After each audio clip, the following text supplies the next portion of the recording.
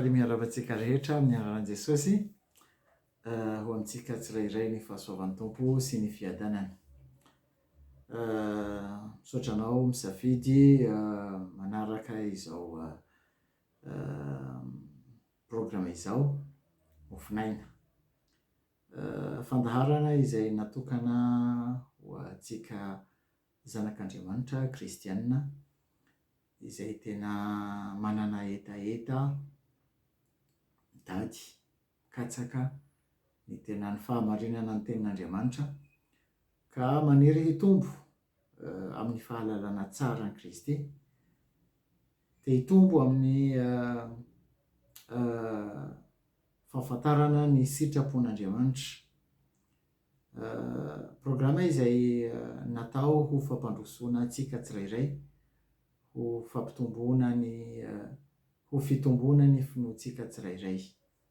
Dia mankasitraka indrindra ny amin'ny fahazotoanao manaraka tsy tapaka izao fandaharana izao, ary raha vao sambany ianao manaraka ity programa ity dia mirarosoa anao dia miarabanao manokana amin'ny anaran'i Jesosy. Dia andetsika hivavaka hangataka ny Tompo mba tena hiteny amintsika tsirairay. Raha io, misaotra anao amin'izao fotoana izay ahafahanay mandray ny feonao. Mangataka anao, mangataka ny fanahinao Tompo mba tena hiasa ao anatinay, hanokatra ny masom-panahinay, hikasika ny fonay, ny fanahinay sy ny mombanay rehetra. Aoka ny fahazavanao Tompo no hanazava ny sainay ny amin'ny teninao. Ho voninahitra ny anaranao amin'ny anaran'i Jesosy. Amen. Ya, mamerina fiarabana ho antsika rehetra izay misafidy manaraka izao programa izao. Dia andetsika hijery tenin'Andriamanitra anankiray ao anatin'ny filazantsara ny Matio toko 10, ka ho vakiantsika manomboka amin'ny andininy faha 4:30 amin'ny anaran'i Jesosy. Matio toko 10 ka ho vakiantsika manomboka amin'ny andininy faha 4:30. Zao voasoratra. Ary aza ataonareo fa tonga hitondra fiadanana ambony tany aho. Tsy tonga hitondra fiadanana aho fa sabatra. Fa tonga aho hampifandrafy olona amin'ny rainy, ary ny zanany vavy amin'ny reniny, ary ny vinantovavy amin'ny rafozany vavy, ary ny ankohonan'ny olona ihany no fahavalony. Izay ty ray na reny mihoatra noho ny fitiavany ahy dia tsy mendrika ho ahy. Ary izay ty ny zanany lahy na ny zanany vavy mihoatra noho ny fitiavany ahy dia tsy mendrika ho ahy. Ary izay tsy mitondra ny hazo fijaliana ka tsy manaraka ahy dia tsy mendrika ho ahy. Izay mamonjy ny ainy no hamery azy, ary izay mamery ny ainy noho ny amiko dia ahazo azy. Ohatra mampiasa saina kely izay tenin'izay, satria fantatsika fa Jesosy no andrinan'ny fiadanana. Jesosy no niteny hoe manome antsika fiadanana. Ka izay fiadanana izay omeny antsika tsy avy amin'izao tontolo izao, tsy mitovy amin'ny fiadanana izay omeny izao tontolo izao. Ny fiadanana izay omeny Jesosy dia fiadanana tena ao anaty. Fa ny zavatra mahavariana dia zao, izy manome fiadanana, nefa amin'io teny novakiantsika io dia miteny Jesosy hoe tsy tonga hitondra fiadanana ambony tany. Mipetraka ny fantaniana, manome fiadanana sa tsy manome fiadanana? Na inona ny zany dikan'izany? Inona ny dikan'izany teny Jesosy zany? Mazava le teny, tsy tonga hitondra fiadanana ambony tany. Zany hoe tsy tonga mba handamina ny olana rehetra eto ambony tany, tsy izay no nahatongavany. Ho avy ny fotoana izay tena hanjaka ny fiadanana any an-danitra sy ety an-tany fa vanim-potoana tena hafa tanteraka rehefa avaozin'Andriamanitra ny lanitra sy ny tany, ao amin'ny lanitra sy ny tany vaovao, ao vao tena hisy fiadanana tanteraka. Fa amin'ity tany misy atsika ity misy korotana foana. Ary izay no lazain'i Jesosy hoe amin'izao fiainana izao no ahitanareo fahoriana. Fa matoky, fa zay efa naharesy izao tontolo izao. Amin'izao fiainana izao misy korotana, misy ady, misy zavatra be dia be mifamoafao ao anatin'ny fiainana. Mampiasa saina, misy ny tsy fisiana, misy ny olana, misy ny ady, be dia be ny zavatra misy eto ambony tany, tsy mampilamina ny tany. Koa Jesosy miteny hoe tsy tonga hoe handamina reo zavatra reo, fa vao maika tonga hitondra inona? Sabatra. Fa aiza no miasa io sabatra io? Ary maninona no mitondra sabatra? Ho anivon'ny tokantrano, ho anivon'ny ankohonana. Tsy tonga hoe tsy hoe sitrapony ny ahatonga ny mpivady miady sy ny sisa, tsy izay ny tiany ambara. Fa ny zavatra tiany Jesosy ambara ato satria ratsaivina kely ny tantara. Ny zanak'Israely dia tena niandry ny fahatongavan'ny Mesia. Mesia izay hampanjaka ny fiadanana ao Jerosalema, ilay tanàn'Andriamanitra. Fa ny zanak'Israely tamin'izany dia tao ambanin'ny fanagejana ny Romanina, fanjakana Romanina. Dia leo zareo. Dia ny Mesia izay nandrasan zareo dia Mesia mpanjaka izay hanafaka an zareo ny amin'izany fanangejana Romanina zany. Zay ny Mesia nandrasan zareo. Fa tsy izay le mpamonjy araka ny sitrapon'Andriamanitra. Satria amin'Andriamanitra ny Mesia izay nirahany, Jesosy, dia tonga mba hanafaka ny olombelona rehetra amin'ny fanagejana ny Satana sy ny fanandevozana amin'ny fahotana. Tonga hanafaka ahy sy anao ny amin'izany zavatra izany. Izany hoe tsy ho ambany fahefan'ny devoly intsony no tsy ho mpanompo ny ota. Hitanareo, raha vao tsy mazava dia lasa misy fandikana mivilana amin'Andriamanitra. Ny fahatongavan'i Jesosy dia ny hanafaka atsika ny amin'ny fahotana sy amin'ny fanandevozana amin'izao tontolo izao sy Satana. Fa amin'ny zanak'Israely, mpanafaka ara-politika no andrasan zareo. Ka zay nahatonga an Jesosy indraindray rehefa nanontany ny mpianatra hoe ianao ve le Mesia? Dia tsy mety niteny. Fa izy miteny hoe zaho no mpiandrondry tsara, zaho no varavarana. Valiteny ory zany. Satria raha vao miteny izy hoe ie, zaho no ilay Mesia andrasanareo, dia tsy maintsy manao inona? Tsy maintsy manangana azy na mibata azy dia mametraka azy ho inona? Ho mpitarika ara-politika mba hiady amin'ny fanjakana Romanina. Nefa tsy izay ny antony nahatongavany teto ambony tany. Koa zay zavatra izay dia tena mila ho mazava amiko sy aminao. Mba hiverenana amin'ilay tenin'Andriamanitra novakitsika.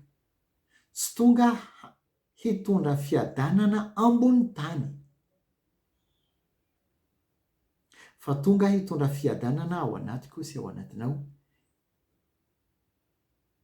Itsika izay rehetra mino, itsika rehetra mandray azy ho tompo sy mpamonjy amin'ny fiainany. Tonga hampihavana atsika amin'Andriamanitra. Tonga hampihavana itsika samitsika. Saingy rehefa misy olona anankiray mandray fanapa-kevitra hoe tena hanaraka ny tompo,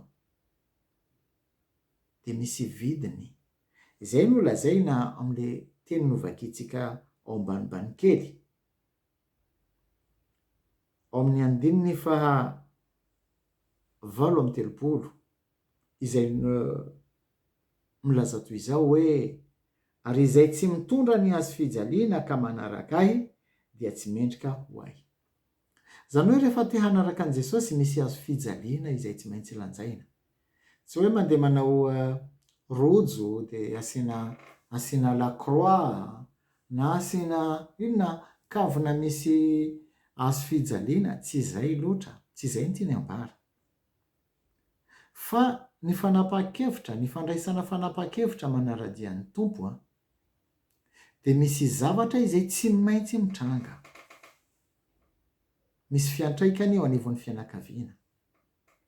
Satria nahoana? Zao no lazainy Matthieu 9:20.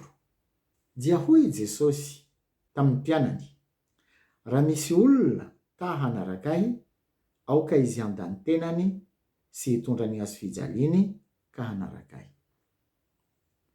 Ny voalohany indrindra, rehefa ny olona tena tia hanaraka an' Jesosy dia tsy maintsy mandany tenany.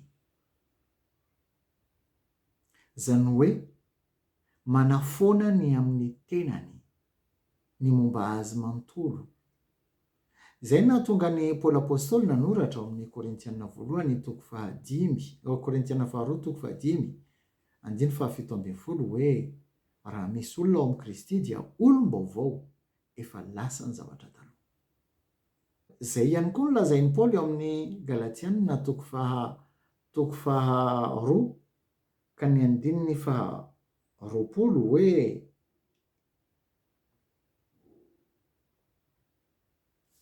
voaombo miaraka amin'ny Kristy amin'ny hazo fijaliana aho, ary tsy izaho intsony no velona, fa Kristy no velona ato anatiko. Fa izay ivelomako ankehitriny eo amin'ny nofo dia ivelomako amin'ny finoana ny zanak'Andriamanitra izay efa tia ahy ka nanolotra ny tenany hamonjy ahy. Inona dikan'izany? Dikan'izany dia izao. Isika taloha, raha mbola tao anatin'ny maizina, raha mbola tsy nahafantatra an'i Jesosy, mbola tsy nandray azy ho tompo sy mpamonjy amin'ny fiainantsika, dia samy nanana ny lalana izay nandehanany, samy nanana karazana fahazarany ratsy samihafa. Fa tonga ny nisy andro anankiray izay nandrenesantsika ny tenin'Andriamanitra, ny filazantsara, ka resy lahatra fa mpanota dia nandray fanapa-kevitra izay no atao hoe fibebahana, nandray fanapa-kevitra entitra hiala amin'ny ratsy fanao, hiala amin'ny fanaon'izao tontolo izao, ka nandray an' Jesosy ho tompo sy mpamonjy amin'ny fiainana. Inona no atao hoe mandray an' Jesosy ho tompo sy mpamonjy amin'ny fiainana? Tsy hoe mamerina vavaka. Firy ny olona izay efa namerina vavaka, nefa ny fanaony fony mbola tsy nino, izay ihany no mbola ataony hatramin'izao. Firy ny olona izay mety manompo an'Andriamanitra, mety ao anatin'ny korala aza, tsy mitifitra na iza na iza. Ny filazantsara tsy manameloka fa ny tenin'Andriamanitra, ary Andriamanitra mamela eloka. Tsy manameloka fa mamela eloka. Fa ny fahazoana famelan-keloka dia tsy maintsy resy lahatra n'olona anankiray hoe mpanota. Fa raha vao tsy resy lahatra hoe mpanota dia mazava ho azy tsy hifoana, tsy hibebaka dia tsy hiala amin'ny ratsy fanao dikan'izany dia tsy azo famelan-keloka. Matetika ny olona miresaka hoe Andriamanitra fitiavana, fitiavana, Andriamanitra fitiavana dia manao izay tiany atao. Tsy izay. Ny famelan-keloka dia omena olona izay manaiky ny heloka. Ny olona manaiky, miaiky ny fahatsoany ka mandray fanapa-kevitra hiala amin'izany no mahazo famelan-keloka. Koa tsy maintsy misy toriteny, satria ny finoana avy amin'ny toriteny hoy izy ny tenin'Andriamanitra ary ny toriteny avy amin'ny tenin'i Kristy. Tsy maintsy misy toriteny, tsy maintsy misy tenin'Andriamanitra izay raisintsika, izay maneho antsika ny condition antsika, ny momba antsika hoe manahoana itsika ka mahita hoe ay mpanota, dia ao mandray fanapa-kevitra hoe bebaka, izany hoe miala amin'ny fahotana. Ay tsy mety ny zavatra nataoko, fa miainga amin'ny tenin'Andriamanitra zay fandraisan-dahatra zay. Ay tsy mety, dia bebaka dia mahazo famelan-keloka. Fa tsy hoe ny olona rehetra dia mahazo famelan-keloka dia izay, tsy safidy io. Mandray fanapa-kevitra n'olona miaino ao tenin'Andriamanitra, satria ny tenin'Andriamanitra tsy mitsara, satria tsy izay nahatongavan'i Jesosy tsy tonga hitsara fa tonga hitady sy hamonjy ny very. Fa ny olona mila manaiky hoe ay tena very tokoa, dia manaiky manaraka ilay mpamonjy. Mety ao anatin'ny fanompoana ianao, ao anatin'ny koraly, nefa mbola mifampitaritarika manambady, nefa mifampitaritarika amin'ny ankizy hafa na olon-kafa ao anatin'ny koraly. Na amin'ny sehatra hafa, mety ao anatin'ny ny sehatra hafa ao anivon'ny fanompoana. Manambady dia mbola mangala-pihinana. Be dia be zavatra azo resahana, fa tsy izay ny tena tanjona. Fa ny tena tanjona dia hoe ny mizara ny tenin'Andriamanitra. Ny tenin'Andriamanitra izay fahazavana, izay manazava antsika, manazava ny amintsika, mitondra fahazavana ny amin'ny momba antsika, mampiseho antsika ny fahalotoana rehetra ao anatsika, mba hahafahantsika manantona an'i Jesosy mibebaka ka mahazo famelan-keloka. Dia izay olona mandray izay fanapa-kevitra izany dia Jesosy no miteny aminy hoe raha misy ta hanaraka ahy. Izay dia Matthieu 9:4-7. Raha misy ta hanaraka ahy, aoka izy handany tenany, aoka izy handà ny maizy azy. Izany hoe ny identité anao dia tsy maintsy miova. Ny fahazaranao sy ny mombanao rehetra tsy maintsy miova. Izany hoe mandalo fahafatesana. Tsy fahafatesana ara-batana, fa fahafatesana ara-nofo. Izany hoe reny zavatra rehetra izay tena fahazarana ao anatinao, reny zavatra tena maizy anao izay, dia mila foanana. Fa tsy vita amin'ny herinao izay, fa mila ny fahasoavan'Andriamanitra. Fa ny zavatra takian'Andriamanitra amintsika dia tokana miaiky. Miaiky ny fahotana. Dia misy lalana izay tsy maintsy andehanana, manaraka an'i Jesosy. Raha misy ta hanaraka ahy, mandray fanapa-kevitra manaraka an'i Jesosy. Tsy miaraka amin'i Jesosy fa manaraka. Ny miaraka dia ny hoe ny olona anankiroa mandeha mifanakaiky, fa samy manana ny toerana izay ametrahany ny tongony. Fa ny atao hoe miaraka, manaraka azafady dia misy anankiray mandeha any aloha, dia ny anankiray manaraka avy aty aoriana dia mandroso. Ny toerana izay nametrahan'le mandeha aloha, nametrahany ny tongony, Zay ny toerana ametrahana izay ao aoriana ny tongony ihany koa. Zany hoe tsy misy lalana anankiroa fa tokana ihany dia manaraka avy aty aoriana. Inona ny tiany Jesosy ambara? Ny tiany Jesosy ambara dia izao: ny fiainana izay miainako teto ambony tany izay no tokony fiainana iainantsika ihany koa izaho sy ianao. Ny toe-po izay nananany fony mbola teto ambony tany zay ny toe-po tokony hananako sy hanananao. Zay le hoe raha misy ta hanaraka ahy, aoka izy andany tenany ka hitondra ny azo fijaliana ka hanaraka ahy. Mandalo fahafatesana ara-nofo, manombo nofo sy ny filana ary ny faniriana rehetra. Zay no lazain'ny Paoly ao amin'ny bokin'ny Galatianina. Galatianina 4:4-7. Fa izay any Kristy Jesosy dia efa nanombo ny nofony mba amin'ny faniriany sy ny filany tamin'ny hazo fijaliana. Izay any Kristy Jesosy, satria misy tsy any Kristy Jesosy, fa izay tena any Kristy Jesosy dia manaraka azy. Izy dia voaombo tao ambony hazo fijaliana. Dia tsika ihany koa tsy maintsy mandeha amin'io lalana io. Tsy hoe mandeha manamboatra hazo fijaliana dia andeha hiakatra ambony ao, tsy izay. Fa mazava le teny, efa izay any Kristy Jesosy dia efa nanombo nofo. Tsy mankatony baiko nofo intsony. Zany hoe resaka fijangajangana sy ny sisa tsy ao anatiny intsony izany. Halatra, lainga, satria fa voaombo ny nofo. Indraindray mety misy zavatra taky ny nofo, fa tsy afaka mankatony an'izany satria naona efa voaombo ny nofo.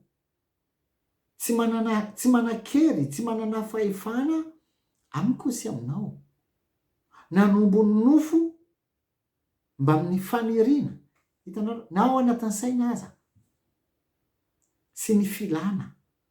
Zany hoe hatramin'ny resaka fihetsem-po aza tsy manana fihetsem-po ho an'ny tena. Zay no tonga ny Paoly ny teny hoe tsy izaho tsony ine no velona. Zany hoe tsy ny sitrapoko intsony no ataoko, tsy ny faniriako intsony ny katsahako na ny tanterahako. Tsy izaho intsony no velona, fa Kristy no velona ao anatiko.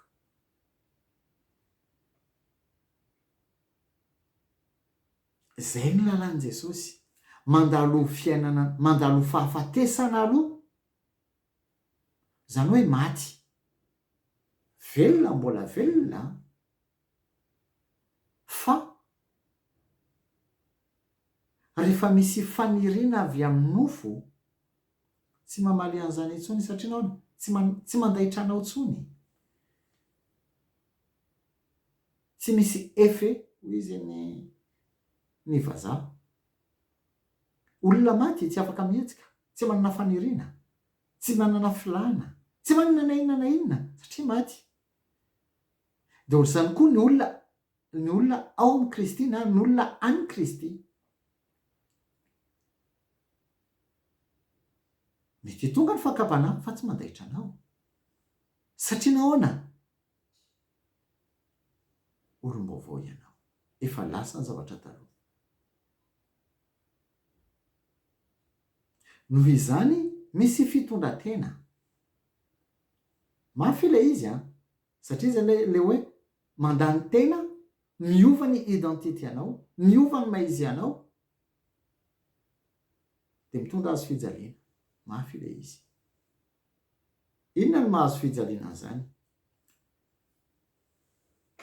Niresaka ilay teny novakintsika tamin'ny voalohany amin'ny Matthieu 4 manomboka amin'ny andininy 4:30 hoe indraindray misy safidy tsy atao.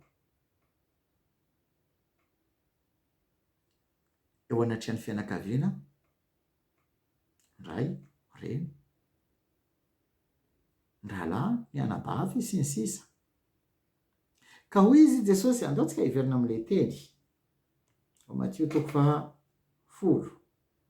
ny 4:30. Andao angamba hamaky ny 5:30. Fa tonga aho hampifandrafy olona amin'ny rainy, ary ny zanany vavy amin'ny reniny, ary ny vinatovavy amin'ny rafozany vavy, ary ny ankonan'olona ihany no fahavalony. Izay ty ray na reny mihoatra noho ny fitiavany ahy dia tsy mendrika ho ahy, ary izay ty ny zanany lahy na ny zanany vavy mihoatra noho ny fitiavany ahy dia tsy mendrika ho ahy. Izay tsy midika hoe mila miady amin'olona rehetra na tsy mifankahazo amin'olona rehetra ohatrany, tsy izay. Fa indraindray misy isafidy. Indraindray mety reo olona reo mety hitady hitarika anao amin'ny fanaovana zavatra izay tsy mifanaraka amin'ny sitrapon'Andriamanitra. Ohatra, mandeha manompo zampy ohatra. Na zavatra toy izany, dia tsy maintsy manao safidy ianao. Za tsy afaka manao zay. Tsy afaka manompo zampy. Dia izay zavatra izay fitondran-tena zay mety hitarika olana ao anivon'ny tokantrano. Na mety hiteny ianao, za tsy handeha fa fandraisana anjara fotsiny ara-bola no ataoko. Mitovy izany. Satria raha tsy misy ny vola, dia tsy ho tanteraka izay tsy fantatro joro na tsy fantatro inona zavatra atao izay tsy mifanaraka amin'ny sitrapon'Andriamanitra na zavatra izay mety hifanompo-tsampy. Dia mazava ho azy raha manana fitondran-tena toy izany eo anatrehan'ny fianakaviana, dia tsy maintsy tesitra zareo. Ary izao zavatra indraindray zavatra tena hita. Ho anivon'ny tokantrano anankiray rehefa misy olona mamilava ka menjerazera any an-dalana, mandrefy lalana, menjera ao anatin'ny tatatra, indraindray tsy taitra ny fianakaviana. Ohatrany mahazatra zay zavatra tena efa zatra tsy maninona, avelao. Fa ianao rehefa manomboka mivavaka, rehefa manomboka amin'ny tena mitady ny sitrapon'Andriamanitra, mandroso lalina kokoa amin'ny fahafantarana an'i Jesosy Kristy, dia inona zavatra mitsangana ny fianakaviana. Lasa fahavalon'ny fianakaviana ianao. Dia lasa misy esoeso teny. Nga te ho pastera nga? Sa masera? Sa te hiakatra velona any an-danitra? Misy karazana teny samihafa izay tena mitady hanakivy anao. Ny fara mamilava tsy maninona. Hitanareo? Tsy maintsy misy mitsangana ho fahavalo.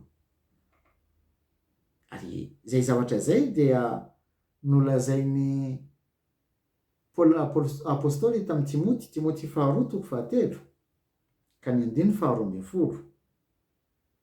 Eny, izay rehetra teo velona amin'ny toe-panahy araka an'Andriamanitra izay eo amin'ny Kristy Jesosy dia enjehina.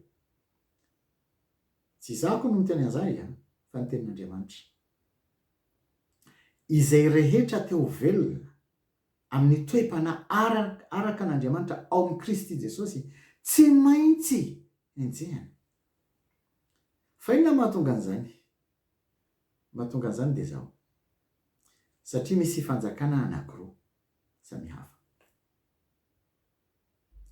Ny atao hoe kristianina dia ny olona nandray fanapa-kevitra hiala amin'ny fanao izao tontolo izao mba hanaradia an'Andriamanitra, hanaraka an'i Jesosy.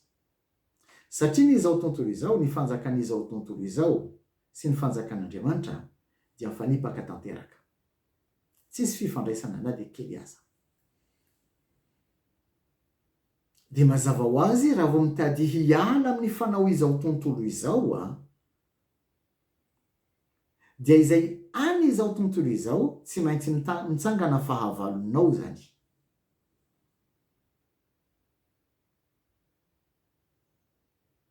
Indraindray mahita kristianina maro izay tena mitady manao marimaritra iraisana, tsy te apatesitra, namana, mihavana, na tsy fantatro.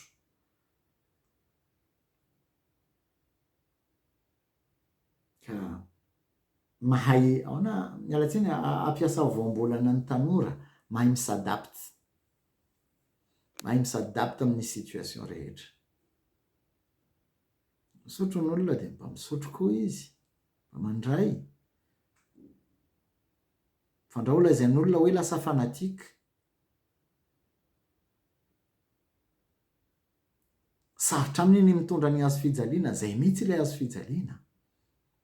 Le manana fasahina mijoro amin'ny mazanak'Andriamanitra, amin'ny mazanaky ny mazava.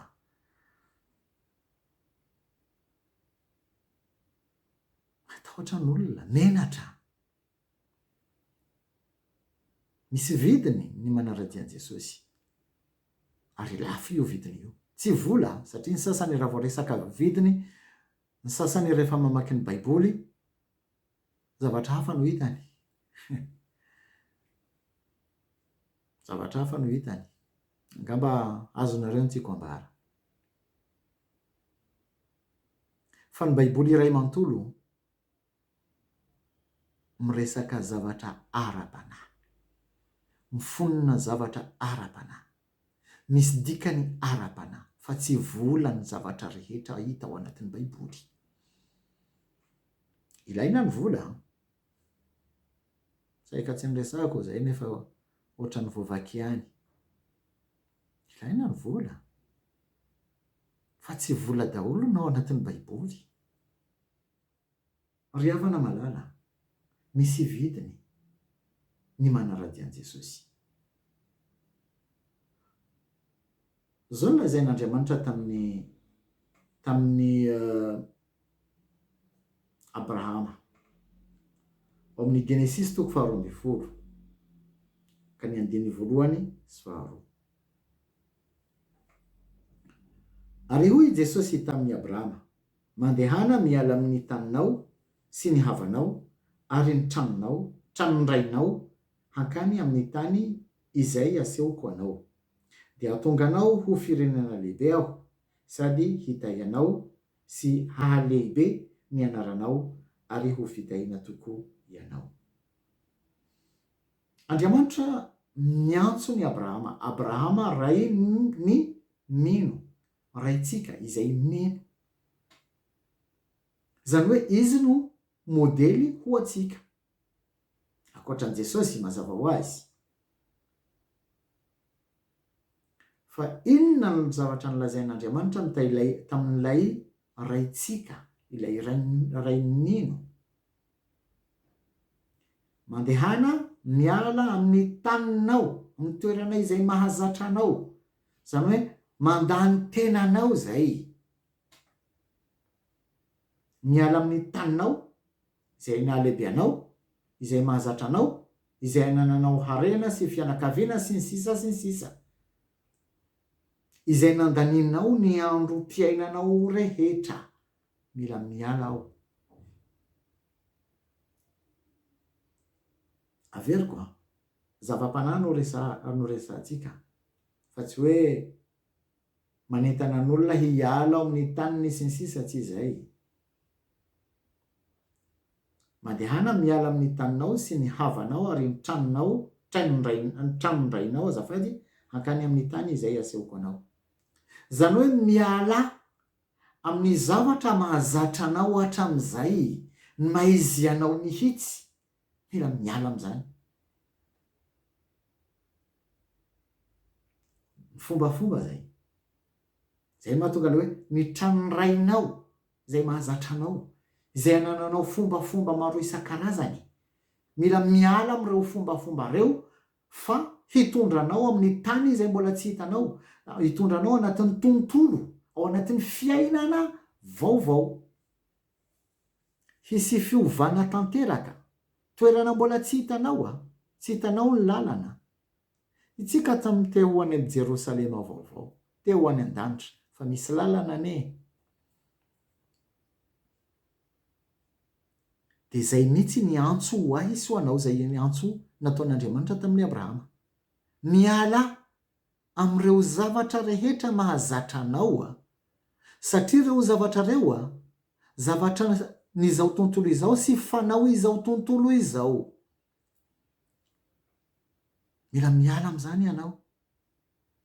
Fa hitondra, zany no hitondra anao. Abrahama tsy nanana karta saritany izay ahitana hoe aiza ny toerana andehanany.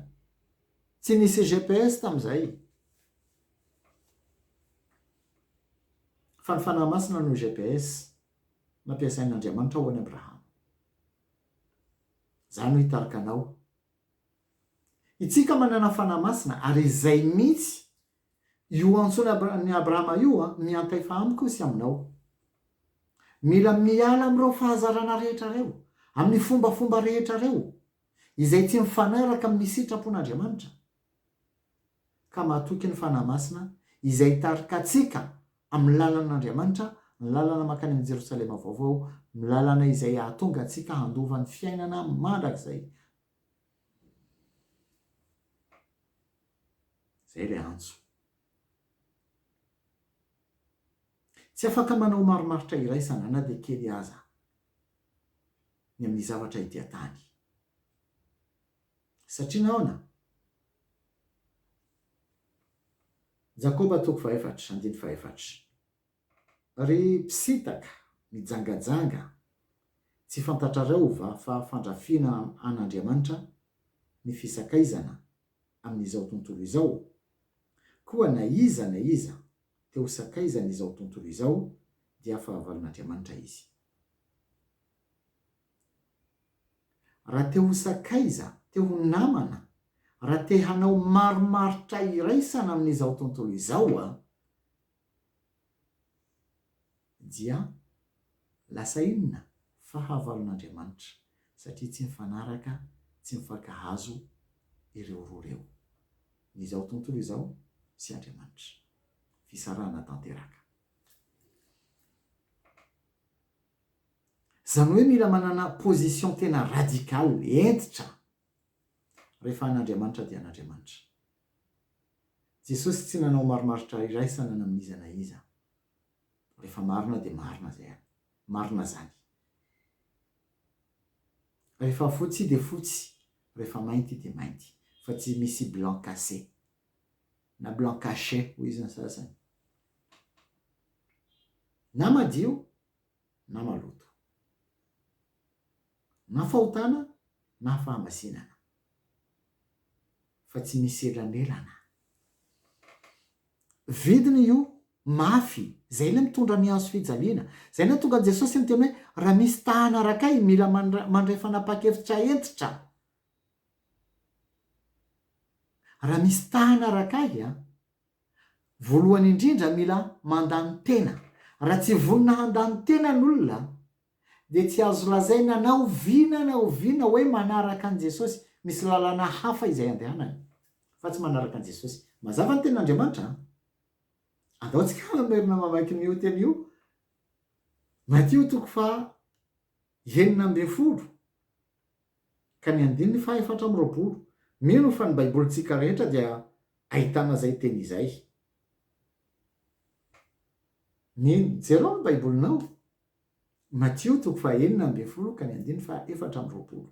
Dia hoy Jesosy tamin'ny mpianany, raha misy olona ta hanaraka ahy, aoka izy handany tenany sy hitondra ny hazo fijaliany ka hanaraka ahy. Aoka izy hanao safidy. Ary izay nahatonga ny Jesosy niteny ao amin'ny Matio 10 vakitsika tamin'ny voalohany hoe hisy fisarahana, misy safidy tsy maintsy atao. Tsy maintsy misafidy an' Jesosy raha ohatra ka ta hanaraka an' Jesosy. Zay le sabatra mampisaraka nyizao tontolo izao amin'Andriamanitra, mampisaraka n'olona amin'izao tontolo izao. Rehefa an'Andriamanitra dia an'Andriamanitra.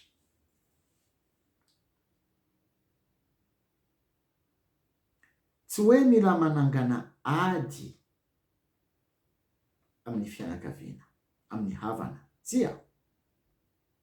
Satria ny fihavanana, tsika mila mihavana amin'Andriamanitra, fa itsika mila mihavana itsika samitsika. Mila mihavana itsika samitsika. Fa raha vao misy fifandraisana amin'ny ota, miasa ilay sabatra. Tsy mety amiko zay. Raha misy fifandraisana amin'ny zavatra izay tsy mifanaraka amin'ny sitrapon'Andriamanitra, tsy mety zay. Raha misy resaka fanompo-tsampy, tsy mety zay. De zay fitondran-tena zay fanapa-kevitra izay, de tsy maintsy mampatezitra ny sasany, de ianao tsy maintsy manana safidy. Safidy izay tena sarotra. Zay le azo fijaliana, sarotra. Satria eritreritra hoe, inona no atao? Aleo manao rangaha fa tena Andriamanitra ve tsy comprendre? Ie, Andriamanitra mi-comprendre ka. Comprendre soa matsara hoe zay ny safidinao. Ka izay afafin'olona no jinjainy. Samy hijinja izay nafafiny. Na matahotra n'olombelona, na matahotra n'Andriamanitra. De mankatoa izay atahorana. Tsotra le izy. Comprendre soa matsara Andriamanitra.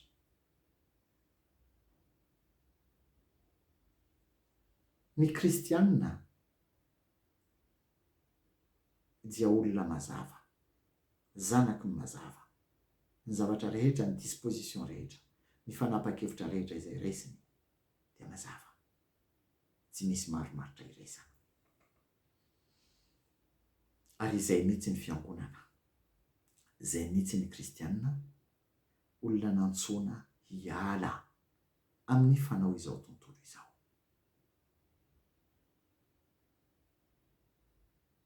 Miaina amin'izao tontolo izao, fa tsy manao ny fanao izao tontolo izao. Tsy manao marimaritra iraisana amin'izao tontolo izao, satria tsy misy fifandraisana ny fanjakan'ny mazava sy ny fanjakan'ny maizina. Tainy Jesosy ianao, dia tsika hivavaka. Misaotra anao tompony amin'ny teninao izay manazava ny sainay sy ny fonay sy ny fananay. Tsy mora aminay tompony mandray izany fanapa-kevitra izany hoe mijoro amin'ny fahamarinana. Satria misy vidiny izay tsy maintsy aloha, ary lafo dia lafo izay vidiny izay. Fa mino fa ny fanahinao, fanahy masinao tompo no hiasa ao anatinay. Ka ny herin'ny fahasoavanao no hanohana anay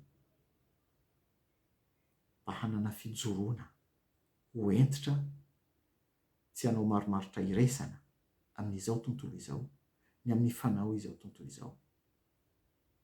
Misaotra anao tompo ny amin'ny teninao, satria ny teninao no fahamarinana. Dia ahion'olona rehetra izay nanaraka izao programa izao. Ianao tompo no hampijoro anay mba hahatonga anay tena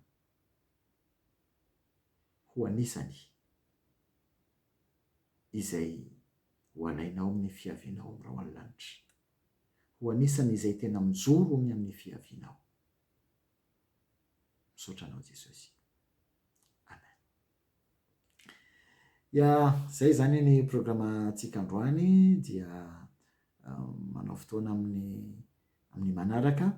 Fa raha maniry fandray aminay ianao, dia io ny numéro de téléphone larina tarby ahafahanao mifandray aminay. Ary ao ihany koa ny page Facebook izay ahafahanao mitsidika reo toriteny izay reo fampahirezana fa vita. Zay raha lasy raha bavy malalo amin'ny tompo, tena tiako anareo dia tahin' Jesosy.